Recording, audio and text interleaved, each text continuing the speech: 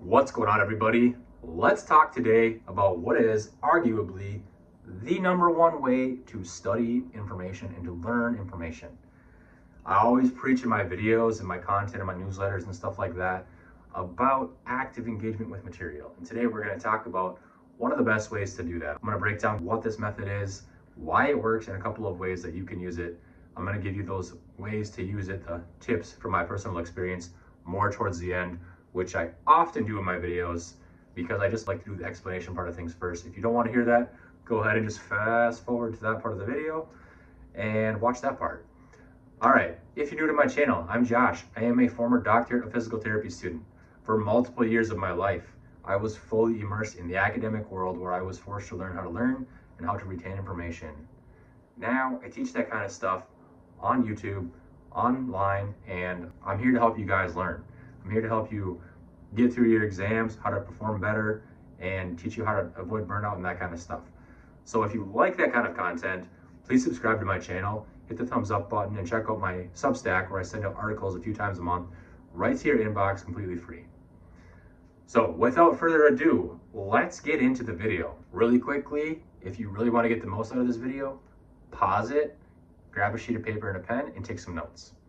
So the technique, it's called the Feynman technique, but all it really is a technique of, if you really want to understand something really deeply, then you should be able to explain it, and you should be able to explain it in simple terms.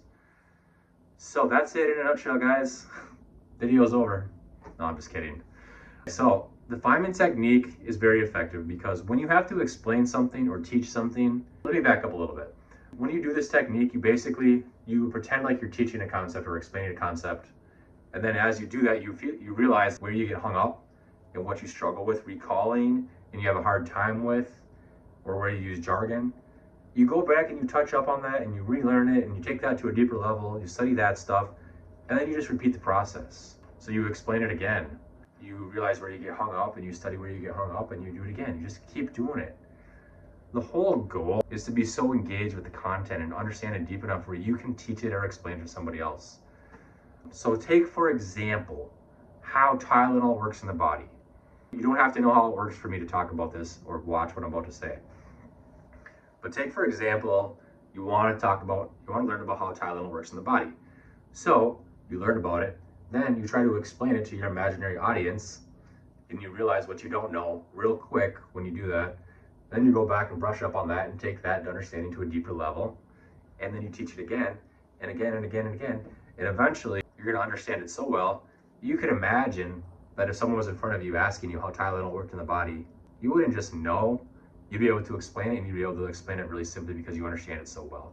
That's the whole concept. And it's such an active way to go about your learning that when you do it, it causes active processing continually of content, and just a lot of neuronal connections are being made. There's a lot of firing going on in your brain where you're really taking things to a deep level. You're going to have a lot of retention of the material. You're going to understand it really well. You're going to be able to retain it really well, access it really quickly, and you're going to be able to walk into exams confident that you know what you're doing. You know what you're talking about. You understand this stuff. In my opinion, it's the ultimate and number one way to go about learning and studying information, is to approach it in a way where you can then teach it. So why is this method so powerful?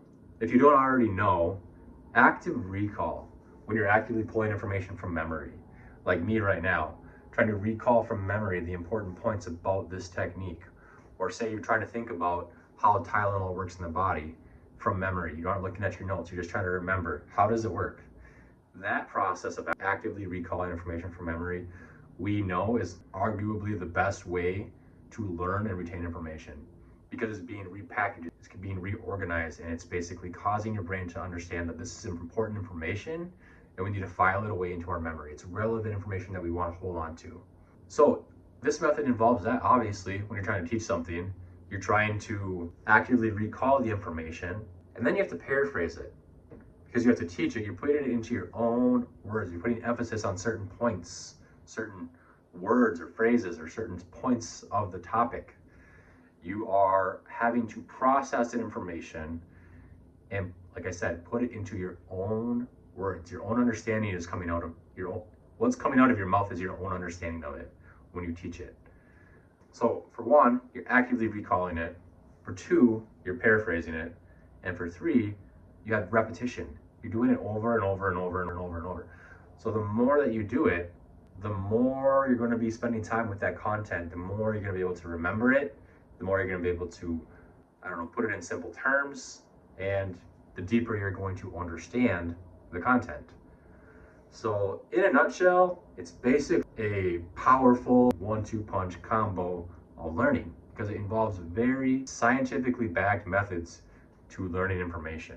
And I forgot to mention this, it's also very powerful because when you do this and you realize as you're explaining how Tylenol works in the body and you don't know a certain point, you know exactly what you don't know and where your struggles are. When you have to actively recall or explain something, you right away will know what your struggles are when it comes to specific content.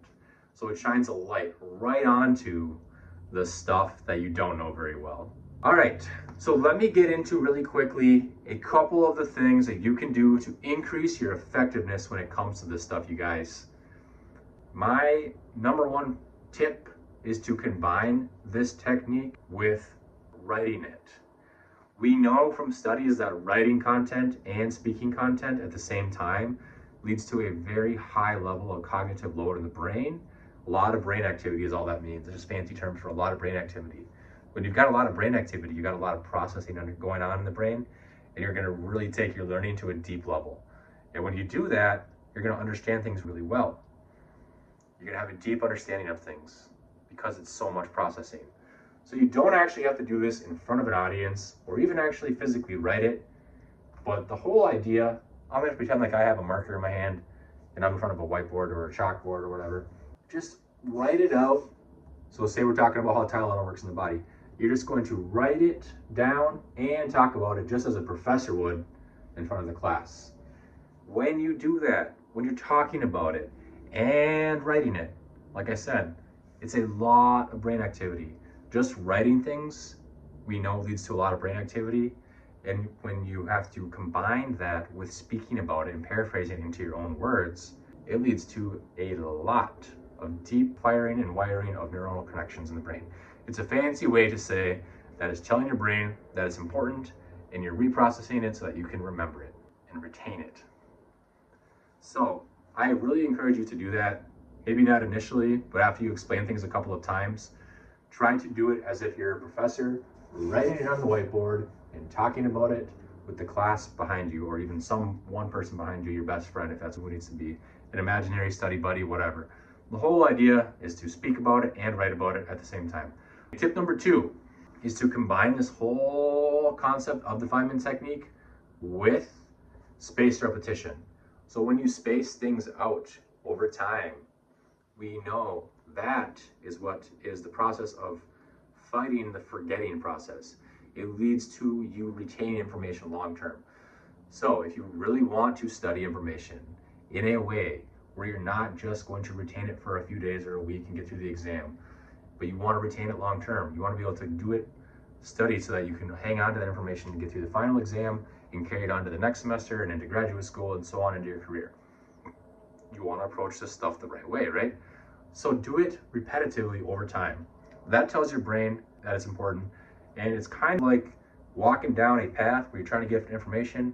You're walking down a path in the woods, and if you haven't visited that, walk that path in a while, brush is starting to grow up on the path. When you actively recall things from memory, spaced out over time, it's like clearing the brush off the trail, cutting down the trees, and stomping down the dirt and packing it down and making a nice clear path so that you're able to get to that path, walk through that woods to get to where you're trying to go very quickly and very easily for a long time without it being caved back in by brush and forgetting, essentially. So that is my analogy for how you go about not forgetting stuff with this technique. Combine it with spaced repetition. There's a lot of questions surrounding spaced repetition, how long you should do it and stuff like that. I think the best way to do it is to try to space it out over multiple weeks.